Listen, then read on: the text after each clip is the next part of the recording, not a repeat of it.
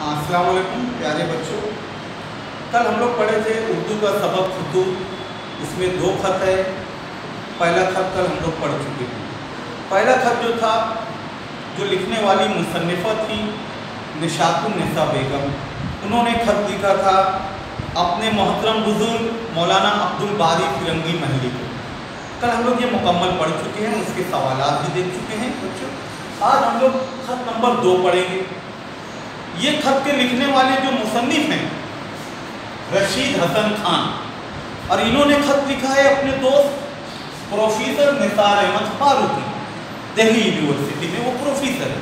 तो आइए बच्चों हम लोग देखते हैं ये खत, इस खत में उन्होंने क्या लिखा है। सबसे पहले बच्चों हम लोग देखेंगे जान पहचान, रशीद हसन खान की जान पहचान।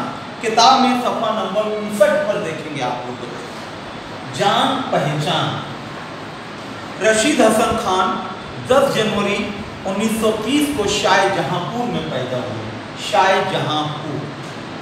वो मारूफ माहिर लिसानियात, मुहक्किक और मुदव्विन थे। माहिर लिसानियात यानी ज़बानों को जानने वाले, ये ज़बान नहीं जो बोली जाती है जैसे उर्दू, फारसी, अरबी, हिंदी, मराठी, इसके बहुत अच्छे जानने वाले थे, माहिर थे। उनको माहिर लिसानियात कहा जाता था। और क्या कहा गया? मुहक्किक, तहकीक करने वाले, नई नई खोज करने वाले। और मुदव्विन थे। मुदव्विन यानी कोई चीज़ों में अच्छी तब्दीली लाना और उसको नए ढंग से राइज करना। उन्होंने कई अहम कदीम किताबों की तदवीन की। कदीम किताबें, बहुत पुरानी किताबों में तदवीन करना, कुछ रद्द बदल करना, और इन्हें शाये किया। शाये करना यानी पब्लिश करना, छपवाना।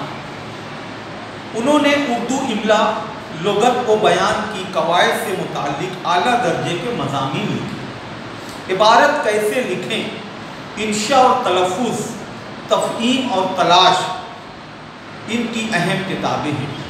तफ़हीम और तलाश। 26 फरवरी 2006 को शाहजहांपुर में इनका इंतकाल हुआ। ये खत प्रोफेसर